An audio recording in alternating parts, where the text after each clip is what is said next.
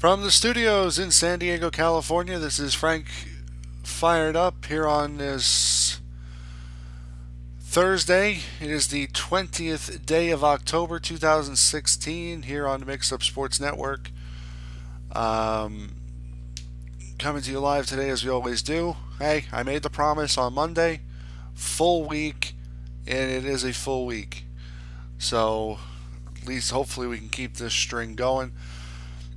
Cleveland Indians fail on Tuesday to punch their ticket to the World Series. They did yesterday.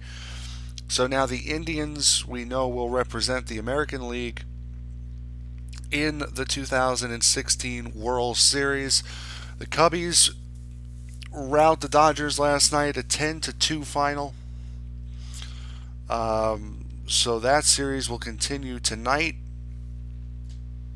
It'll be Kenta Maeda versus John Lester this evening from LA.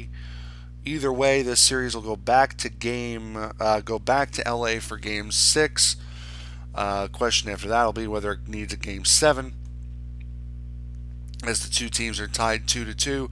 New York Rangers lose their first Original Six matchup last night, playing the Detroit Red Wings. They lose 2-1.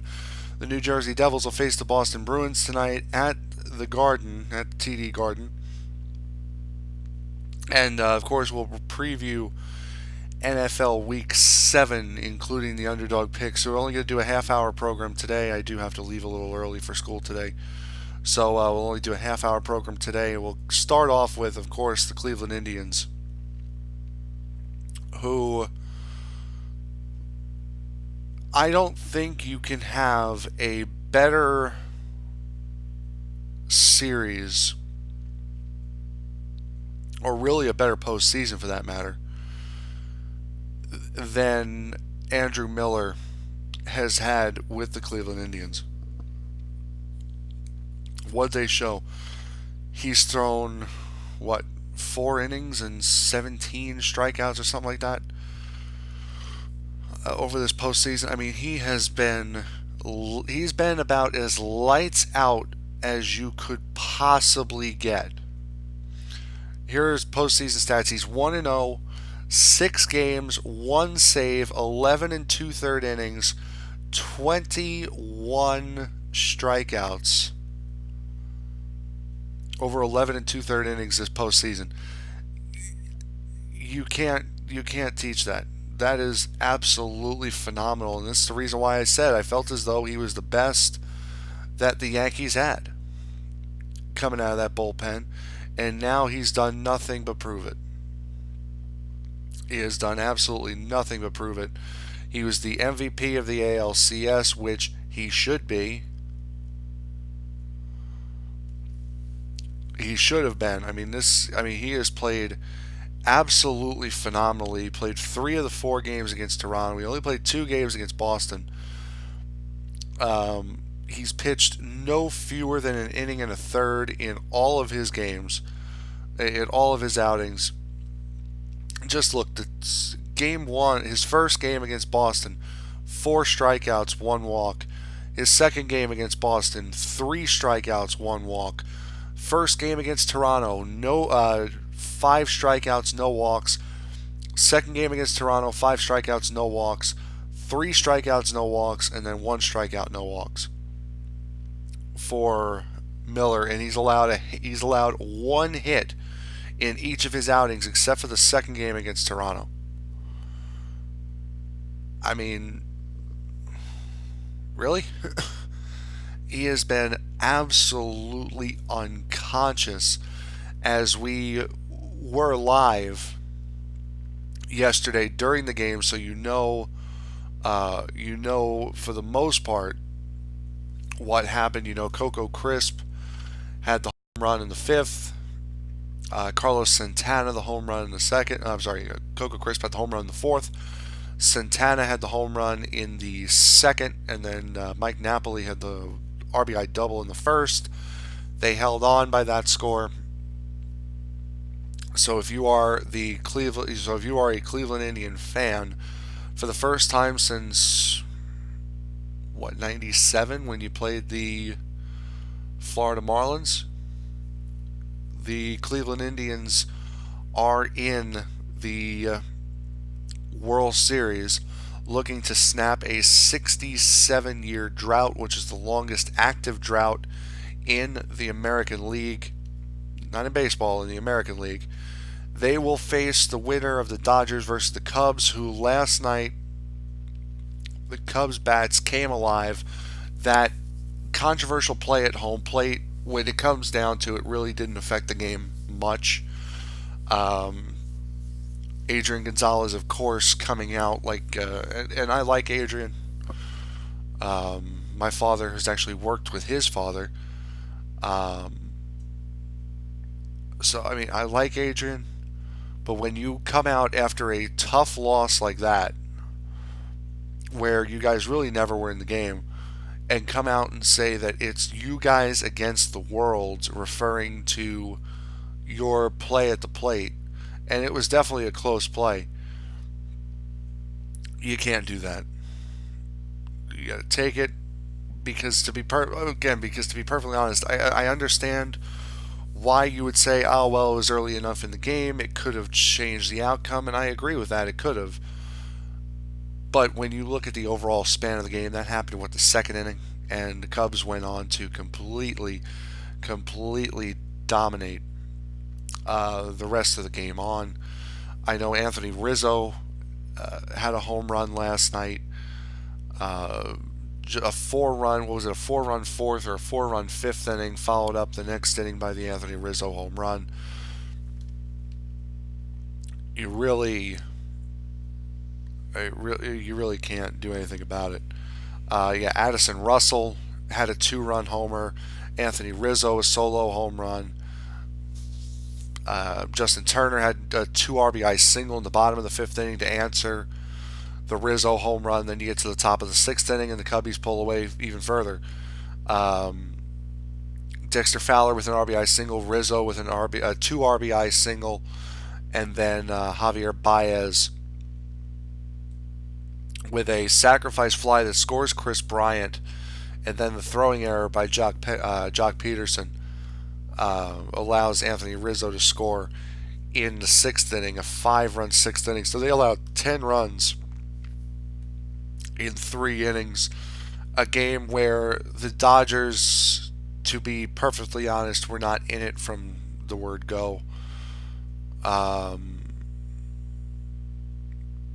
Lackey definitely looked like he had solid stuff. I know he doesn't get the win in this game. Lackey, it was Montgomery that gets the win. Lackey only goes 4 innings, allows 2 runs, and that's a smart move by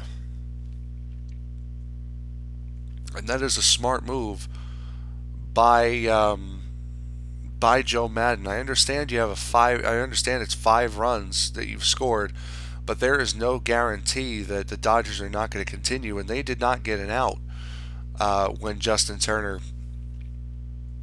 came up in the 5th inning to get the big hits, to get the 2 RBI hit that got them. It was an Andrew Toll's walk, followed up by an Andre Ethier walk immediately. Howie Kendrick singled to load the bases. Corey Seager struck out.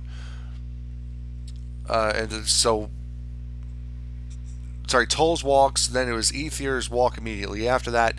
Then Montgomery comes in, allows the single to Howie Kendrick. Seager strikes out, and then Justin Turner gets the hit. That was how the bottom of the 5th inning was. And listen, maybe you pulled the string on Lackey a little too early, but with the way the Cubs had hit in the first couple games, I mean they had 4 more hits last night.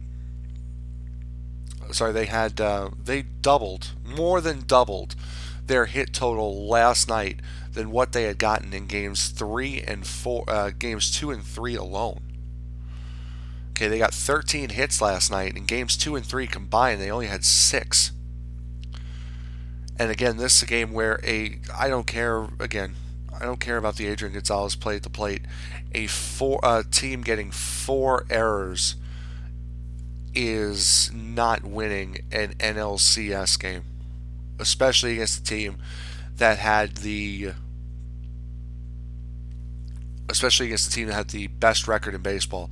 Chase Utley with a miss, with a botched grounder, Tolles on a bad throw, Kike Hernandez gets a bad throw, and then so does Jock Peterson as well.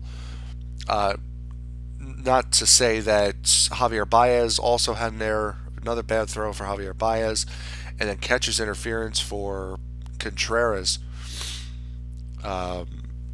Were the two errors for Chicago last night. But when you have a line of 2 runs, 6 hits, 4 errors, I'm sorry, you're not winning the game. No matter what you do. So that is that for Major League Baseball. Tonight, however, will be game number 5 of this series. Again, it'll be John Lester versus Kenta Maeda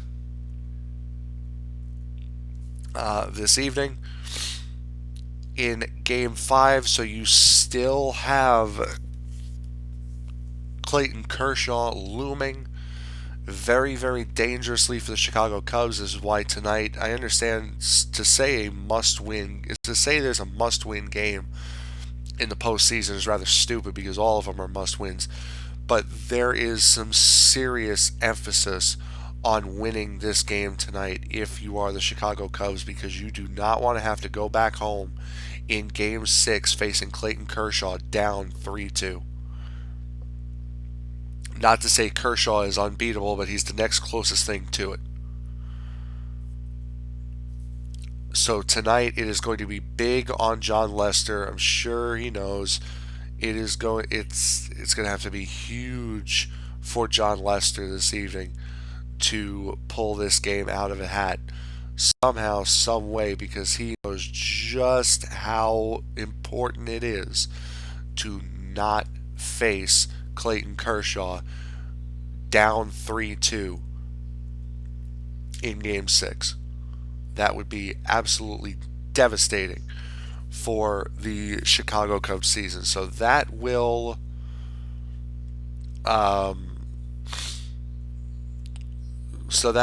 basically do it for baseball today. We'll move quickly. It's only a half-hour program today. We'll move quickly into the NFL as we await the games this evening. The game tonight, the Chicago Bears taking on the Green Bay Packers. This game should be fairly straightforward, you can assume. But the story coming out yesterday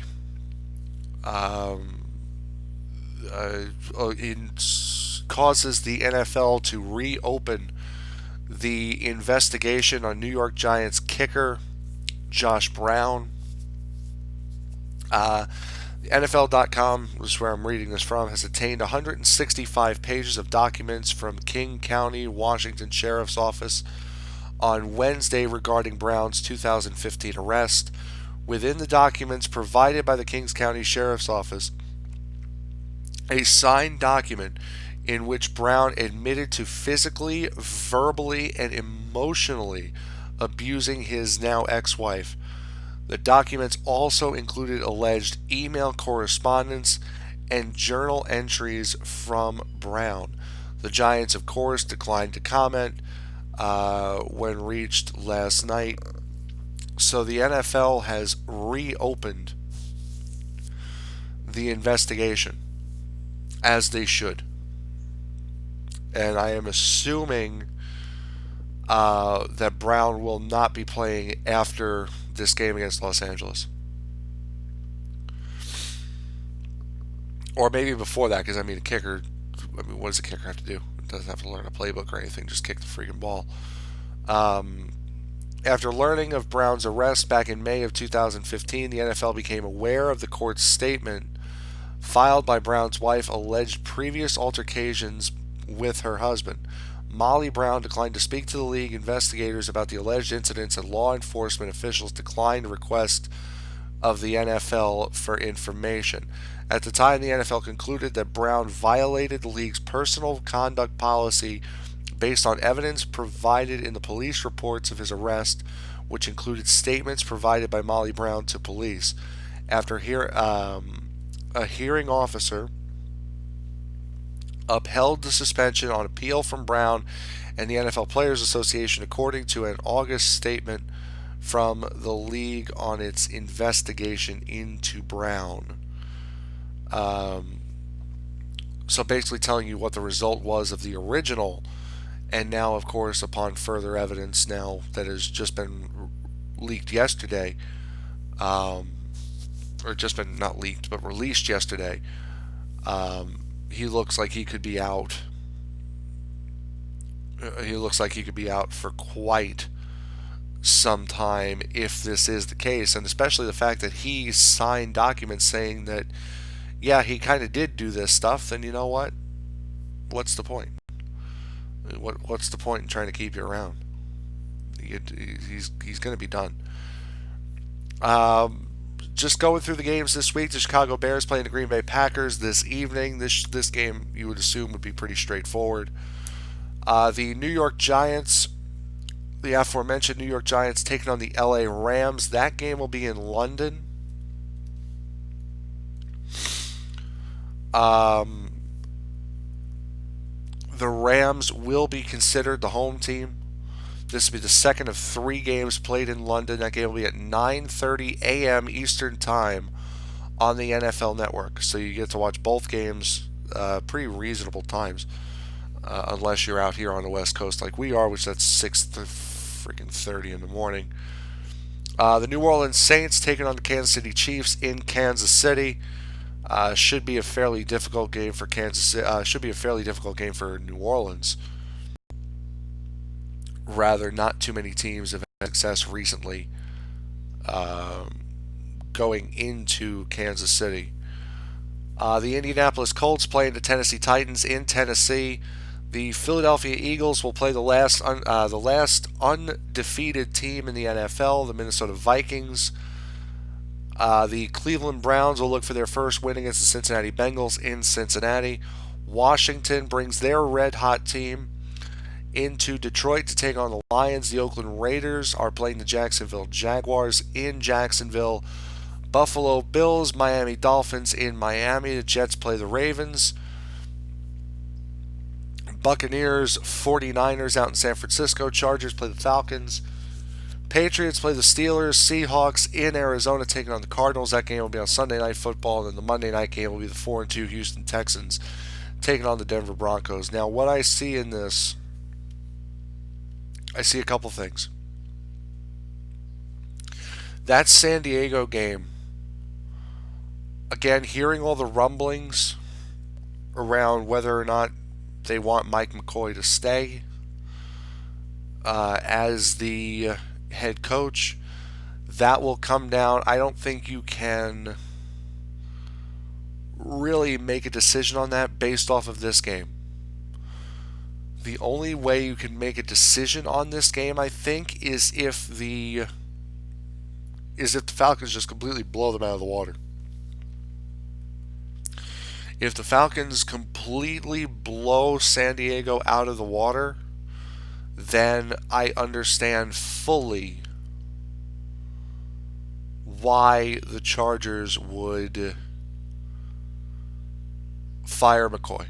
I understand that completely. But if you lose by a possession, maybe 10 points, I don't think so. If you lose to Denver next week, then yes, I completely understand. But going against the best offense in the NFL, I don't think you could make a decision off of this week.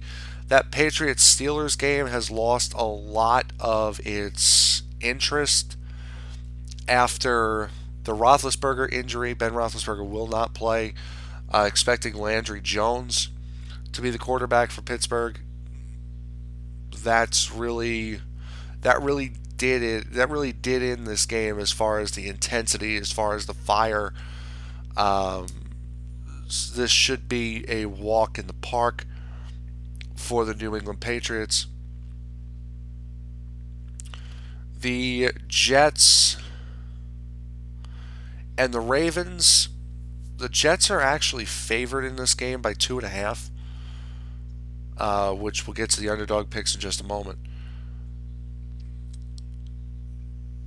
You're starting Geno Smith this week in what I think is pretty I mean, as I said yesterday, it was a move brought on by ownership. It was a move brought on by the pressure of ownership to change something.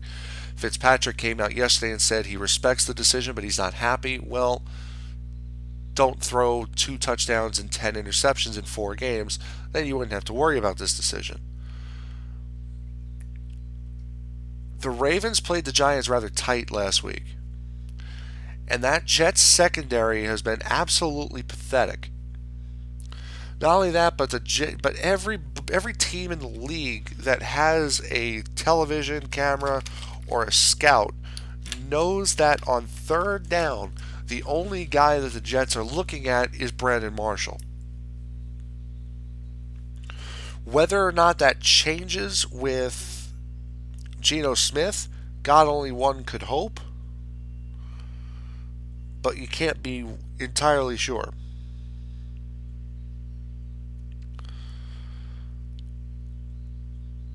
I want to say this is going to be a close game. I really do. But the question marks all land on Geno Smith. The question marks land entirely on Geno Smith, whether or not Geno Smith is going to play well.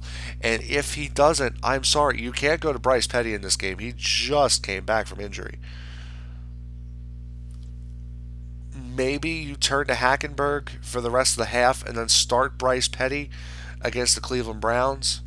Maybe that's what you do if Geno doesn't play well. You can't go back to Fitzpatrick. You've already made that decision. Now you got to stick with it for the rest of the, you pretty much have to stick with it the rest of the year now. It's going to be an interesting game. It really is. It's going to be there's going to be a lot of things to watch in that Jets game this Sunday that you're going to need to pay attention to.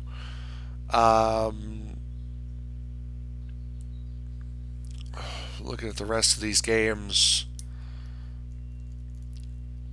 this Indianapolis Tennessee game could actually be pretty close.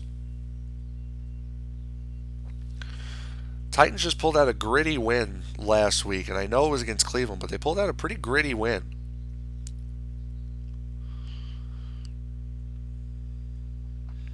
Got DeMarco Murray in the backfield, which Indianapolis, doesn't have the best rushing defense. Mariota, understand he has 6 interceptions on the year, but he does have 10 touchdowns. That could be an interesting game to watch, and the Titans are actually favored in this game, in Tennessee. That could be a good one to watch. But we'll go now with the underdog picks. Looking through these games, the Packers are favored tonight by 7.5. I think that's fair. Giants favored by 3 over the Rams. Vikings favored by 3 over the Eagles. Titans favored by 3 over the Colts. Bills favored by 3 over the Dolphins. Jets favored by 2.5 over the Ravens. Chiefs favored by 6.5 over the Saints. Lions favored by 1 against Washington. That'll be one of the games. Cincinnati favored by 10 over the Browns. Jacksonville favored by Oakland. Jacksonville favored over Oakland by 1. Buccaneers favored over San Francisco by 1. Falcons over the Chargers by 6.5. Patriots over the Steelers by 7. Cardinals over the Seahawks by 2. Good Lord, who is matching these games up? And the Broncos over the Texans by 9. Goodness gracious. Obviously I have to go with the Seahawks and the Cardinals game. I don't care what kind of game Arizona's just coming off of against the Jets. Seattle just beat Atlanta on probably one of the more controversial plays of the year. That was about as blatant a pass interference on Richard Sherman as you could possibly get. But still, do you really think Seattle is going to lose to Arizona? I don't think so. So I'll take Arizona. So I'll take Seattle +2 on Arizona.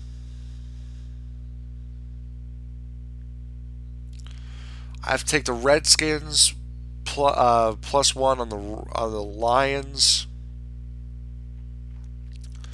And really, it's a toss-up with me here. Do I take the Raiders again, getting 1 from Jacksonville, or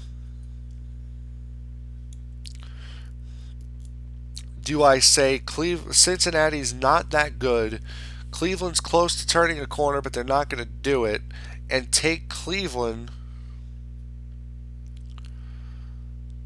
-10 against Cincinnati?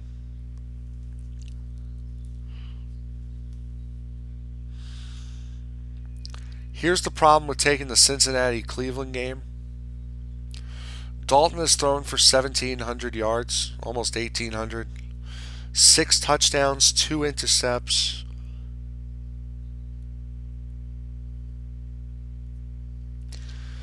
And A.J. Green has 606 of those 1,800 yards and 2 touchdowns. Oh, man.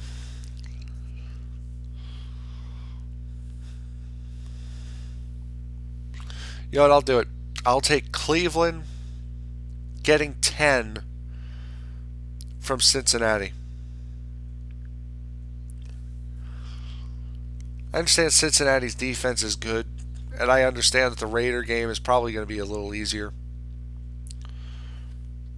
But I would like to put at least some faith in the Browns. I definitely don't think the Browns are going to win this game, but I think they can pull it within 10.